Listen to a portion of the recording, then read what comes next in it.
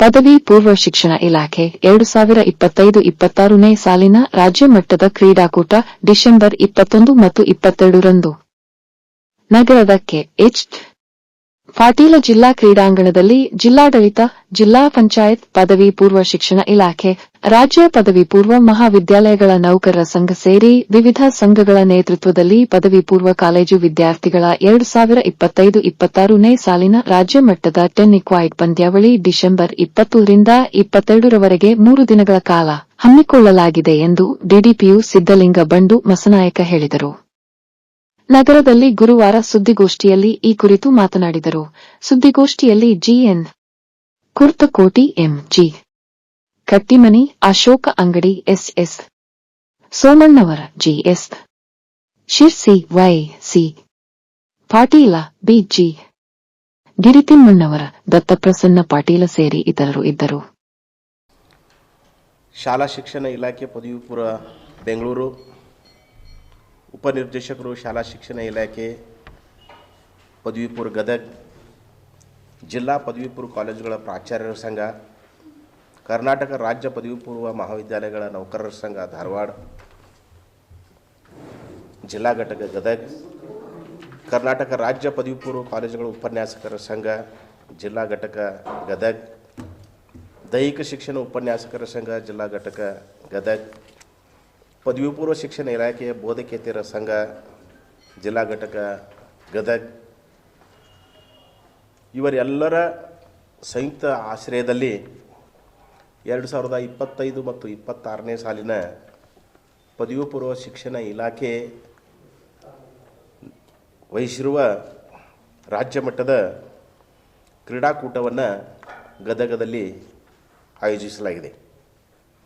ಕರ್ನಾಟಕ ರಾಜ್ಯ ಪದವಿ ಪೂರ್ವ ಕಾಲೇಜುಗಳ ರಾಜ್ಯ ಮಟ್ಟದ ಟೆನ್ನಿಕ್ವಾಯ್ಡ್ ಪಂದ್ಯಾವಳಿಗಳು ದಿನಾಂಕ 21/12/2025ರಿಂದ 22/12/2025 2 ದಿನ ಶನಿವಾರ ಮತ್ತು ರವಿವಾರದಂದು ಶನಿವಾರ ಉದ್ಘಾಟನೆಗೊಳ್ಳಲಿದೆ. 22ರಿಂದ ಆಟಗಳು ಶ್ರೀ ಕೆ.ಎಚ್. ಪಾಟೀಲ್ ಕ್ರೀಡಾಂಗಣ ಗದಗ ಇಲ್ಲಿ ಆಯೋಜಿಸಲಾಗುತ್ತಿರುವ ಕ್ರೀಡಾಕೂಟದ ಪತ್ರಿಕಾ ಪ್ರಕಟಣಾ ಕಾರ್ಯಕ್ಕೆ ತಮ್ಮೆಲ್ಲರಿಗೂ ಸ್ವಾಗತ. ಇಲಾಖೆಯು ಪ್ರತಿ ವರ್ಷದಂತೆ ಈ ವರ್ಷ ನಮ್ಮ ಗದಗ ಜಿಲ್ಲೆಗೆ ರಾಜ್ಯ ಮಟ್ಟದ ಟೆನ್ನಿಕ್ವಾಯ್ಡ್ ಪಂದ್ಯಾವಳಿಗಳನ್ನು ಆಯೋಜಿಸಲು ಅವಕಾಶ ಕಲ್ಪಿಸಿಕೊಟ್ಟದ್ದಕ್ಕೆ ಇಲಾಖೆಗೆ ಧನ್ಯವಾದಗಳು. ಹಿಂದಿನ ವರ್ಷ ನಮ್ಮ ಜಿಲ್ಲೆಗೆ ರಾಜ್ಯ ಮಟ್ಟದ ಫ್ಲೋರ್ ಬಾಲ್ ಪಂದ್ಯಾವಳಿಗಳನ್ನು ಆಯೋಜನೆ ಮಾಡಲು ಅವಕಾಶ ಕಲ್ಪಿಸಿದಾಗ ಆ ಪಂದ್ಯಾವಳಿಗಳನ್ನು ಯಶಸ್ವಿಯಾಗಿ ನಡೆಸಿಕೊಟ್ಟದ್ದು ನಮಗೆ ಹೆಮ್ಮೆ ತಂದಿದೆ. ನಮ್ಮ ರಾಜ್ಯದಲ್ಲಿ ಒಟ್ಟು 33 ಶೈಕ್ಷಣಿಕ ಜಿಲ್ಲೆಗಳಿದ್ದು ಎಲ್ಲ ಜಿಲ್ಲೆಗಳಿಂದ ಬಾಲಕರ ಬಾಲಿಕೆಯರ ಟೆನ್ನಿಕ್ವಾಯ್ಡ್ ತಂಡಗಳು ಭಾಗವಹಿಸುವ ನಿರೀಕ್ಷೆ ಇದೆ.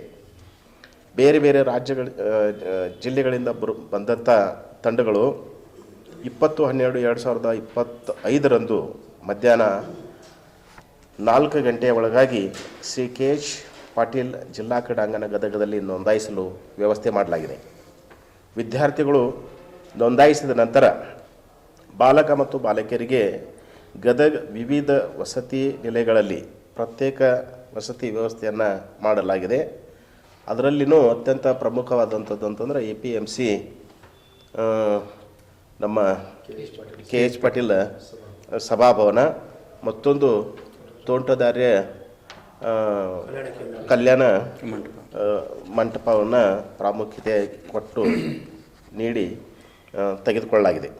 ನೋಂದಾಯಿತ ತಂಡಗಳು ತಮ್ಮ ತಮ್ಮ ವಸತಿ ಸ್ಥಳಕ್ಕೆ ತೆರಳಲು ವಾಹನ ವ್ಯವಸ್ಥೆಯನ್ನು ಸಹ ಮಾಡಲಾಗಿದೆ.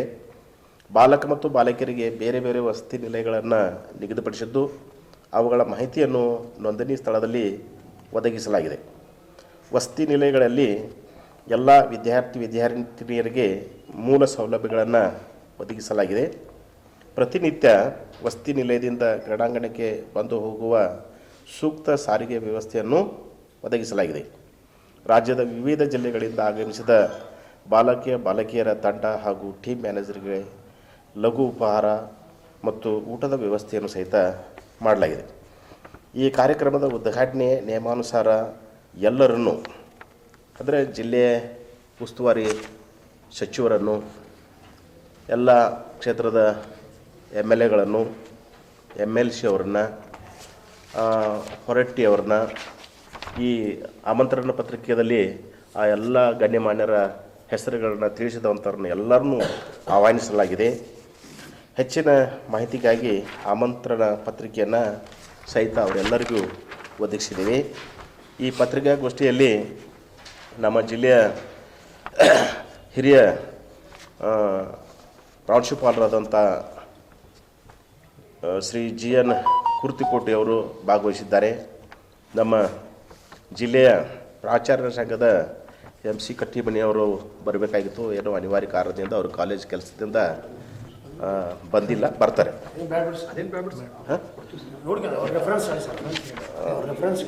ಇದರಲ್ಲಿ ಎಲ್ಲ ಅಶೋಕ್ ಅಂಗಡಿ ಅವರು, ಸೋಮಣ್ಣ ಅವರು, ಶಿರ್ಷಿ ಸರು, ಪಾಟೀಲ್ ಸರು, ಗಿರಿತಿಮ್ಮನವ್ರು ಸರು, VM ಪಾಟೀಲ್ ಸರು, IP ಹದಿಮನಿಯವರು, ದಲಾಲಿ ಸರ್ ಅವರು, ದತ್ತಪ್ರಸನ್ನ ಪಾಟೀಲ್ ಅವರು, ಶಿವಪ್ಪ ಮಠ ಅವರು ಹಾಗೂ ದೈಹಿಕ ಶಿಕ್ಷಕರಾದಂಥ ಹುನಗುನ್ ಸರ್ ಅವರು, ಶೇಖರೆಡ್ಡಿ ಅವರು ಎಲ್ಲರೂ ಭಾಗವಹಿಸಿದ್ದಾರೆ.